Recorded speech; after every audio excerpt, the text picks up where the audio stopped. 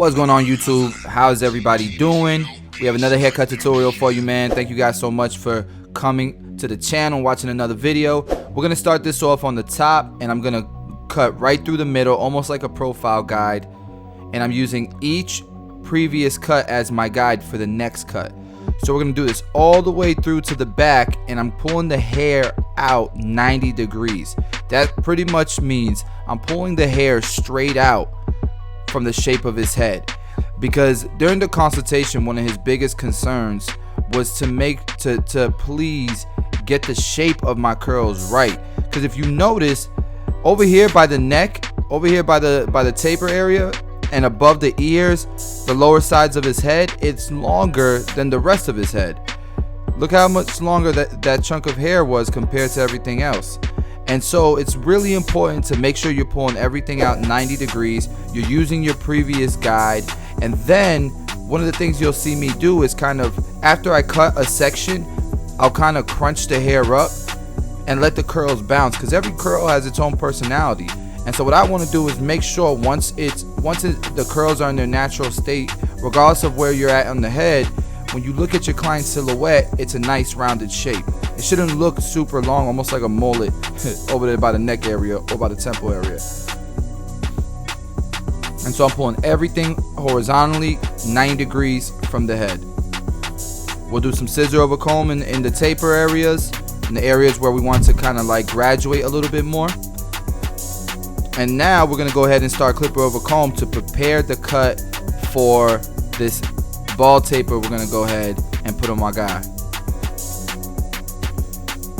So after clipper over comb, I always like to follow it up with a number 3 or a number 2, just so that I can reassure myself that I'm blending into a specific number. We're gonna start off with the ball line, and I'm using the cordless masters to do this because I'm not at the shop that I'm usually working. I'm at the studio cutting if I'm recording a video, but we're at one of our locations. Is the new Tampa location, and I'm using Perez's equipment. So now we have the blade open, and we're closing it as we go down until that bottom line is gone. Next step would be my number 1 guard open. We'll close that number 1 guard, and I won't really use the number 0 guard or the half guard for the masters until I start to detail. Because the masters open up more than the wall clippers, you can skip some guards, but I always like to use the in-between guards at least when I'm detailing to get it as clean as I possibly can. All right, so at this point we had our number 2 guard, and once we finish with the number 2 guard, it's really just detail work from there. So I might do some refining techniques like this, go back to a couple guards like my number 1, maybe my number 0 guard like I'm using right now. And obviously, guys, you don't pay attention to the bottom left corner, the color guide. Again, we're so used to just putting it in that, it's there. But all the guards are going to be the same color. This is my favorite part of a taper, and I know some of y'all can relate, but this to me like just brings that back taper to the next level. And my guy Christian Perez, his trimmers I'm using right now are hitting.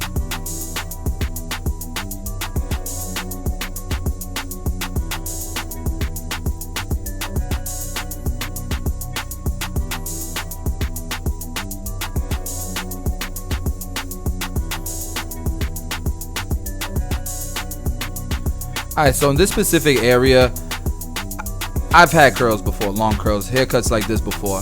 I hate when I have like fluffy curls growing on top of my ear. So I always like to kind of taper that a little bit with clipper over comb, or maybe a number 3 guard, just so I get it off the ear. Alright, so for some reason my camera wasn't recording when I balded him out on this side, and you can see the weird initial guideline here that goes into the beard and into the taper. And then I line it up. The reason why I'm doing this is because I'm gonna keep what I call a ghost line. So I want the hair to be dark anywhere there's gonna be a lineup, so that the lineup pops more, but we're gonna do an aggressive fade into these darker areas. And so each guideline is gonna be kind of weird. So here I'm using my blade open for my next guideline, and then I'm gonna go ahead and start to take that bottom line out, going closed and opening it as I go up, opening the lever as I go up. And I'm doing this all the way around the head. You have to be careful the closer you get to the lineup, because you want to keep that area dark, right? Next step, just like we did in the back, is my number 1 guard open and then number 1 guard closed. Right here, I just kind of hop back to the blade open to do some corner work. All right, and the same thing here at the beard. Number 1 open, number 1 closed. Hop back to that blade open just to do some detail work like you see here. And now you saw me kind of detail with the 0 guard a little bit. And the final step is to grab this shaver and get it nice and tight in that bald area. It's gonna make the blend pop a bunch. So once I do the taper and everything's the desired length I want it to be around the lineup, I'll line it up one more time just to make it a little bit cleaner. But the razor, I'm telling you, the razor is gonna set this thing off. Check this out.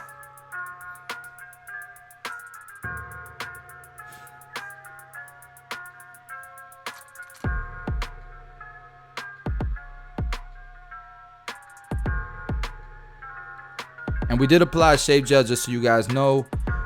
My client here, he has sensitive skin. We didn't put the shaver in the back of his neck.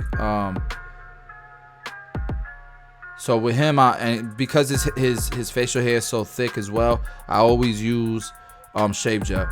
But look at the difference the razor made on that lineup. Brought it to the next level. It's crazy. Okay, so number 3, number 2 open, number 2 closed. And now we know we're just doing a bald taper into a number 2. And you'll see how I do the initial guideline here.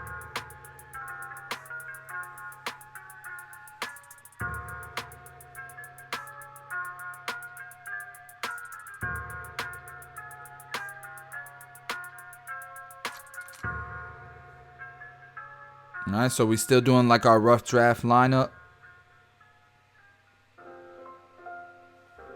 Keeping everything natural.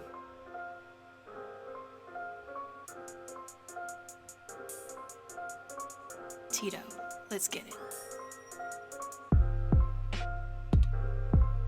And then look how we do our initial guideline here. We're balding it all the way through, giving ourselves enough space around the lineup area to keep it dark though, as you can see. All right, and now the same steps. We're using the blade open. Once the blade is open and we've created our next guideline, we'll go closed and open the lever as needed until that new guideline is blended out. You're fading the beard the same way you would fade the taper, right? All right, number 1 guard open is next, and then number 1 closed.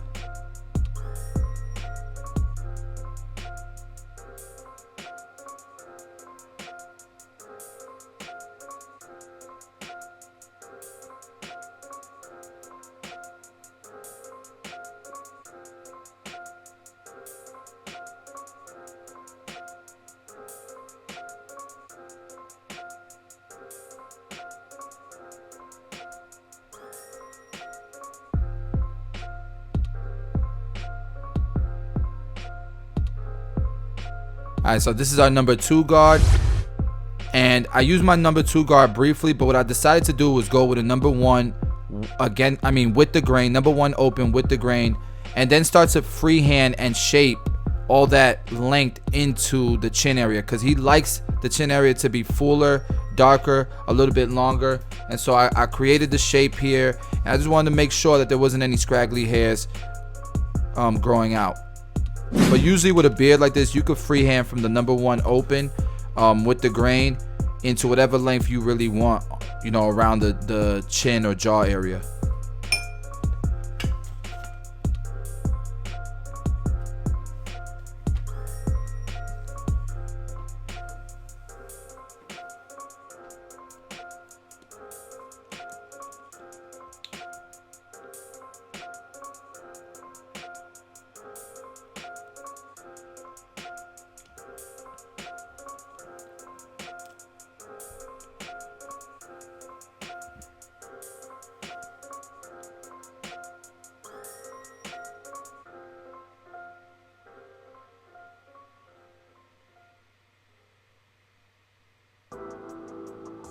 All right, so this part was a little tricky because his hairline is a lot of fringe, but it's fringe that grows down, so you have to line it up.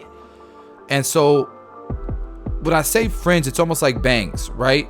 You don't want to push this up too much, even though it might not be exactly where his hairline is, but the hair does grow down, so it does need to be controlled. And if you notice, I'm using kind of my comb a little bit to control it when I'm lining it up.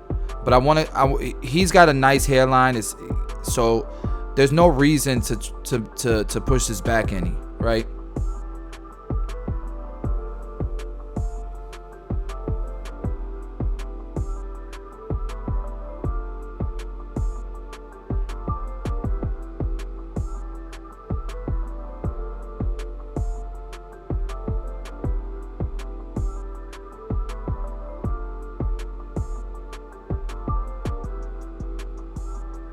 All right, so this side you saw me apply the shave gel, and again, watch the magic the razor does, man. It's crazy. If you have not been using the razor and you doing haircuts out here, please add this to your arsenal. And what I would suggest, man, is don't charge more for the razor, because that's not, that's a short-term W. The goal is to get booked. The goal is to be able to raise your prices and charge what your value is to the marketplace. And so the way you do that, in my opinion, is supply and demand. Give everyone what you got. Give everyone your best, and build up your books, and people will want your product and push your prices up because they'll want what you have to offer. So I always include the razor. I pretty much include everything. And I've been able to raise my prices over the years for a while. All right, so now we're doing no drip. We're doing a color enhancement. Of course, no, he didn't need the color enhancement. You saw how sharp it was with just the razor. But in my opinion, if I can get a nice haircut to look even nicer, I will. Just like if I do shear work, I'm not just gonna do the shear work. If I can style the hair, teach my client how to put product in it, even though it's gonna wash out the next day, I will do it. And so who doesn't want to look good even if it's for a day? Now, the no drip can last up to 5 days. So what I tell people is, to maintain it, do not scrub in those areas. You can wet it, you can shampoo, but you want to rinse around where the color is. And so usually it lasts me 3 to 5 days, but there's some people that have different skin types, because this does stain the skin, that it might wash out the next day. And then there's some that come for their next haircut and they still got color in their hair. It's crazy. So, but either way, no matter how long it lasts, people, they want it. I'm telling you, my customers want it. All right, so anyways, this was an important part for me because you can see it was kind of light around the connection to the mustache, and so it looks really dark in this area. So I decided to do was go back to the drawing board, grab my number 2, and start to blend that area down a little bit so it didn't look so much darker than the connection to the mustache. And like right now, to me, it's looking a lot better already. And then I'll darken it up where I feel like it's necessary in this space right here to really make that beard connect fuller and nicer. At least in my opinion, it looks fuller and nicer.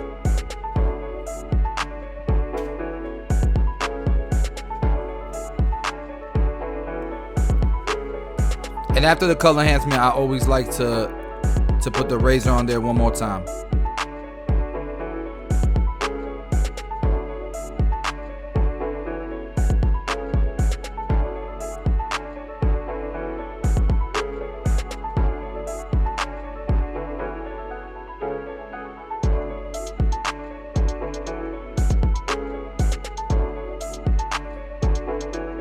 I could tell you the number one thing that he enjoyed about this haircut, guys, looking at the before and the after, the number one thing he complimented was the shape of his hair. His curls looked nicer. The shape was what he wanted. And guys, if you like this haircut, please do smash the like button. If you're new to the channel, we're dropping 3 videos every week at minimum. And so you might want to have that notification bell turned on because we dropping heat. Thank you guys so much. Road to 500K. I'll see you in the comment section, man.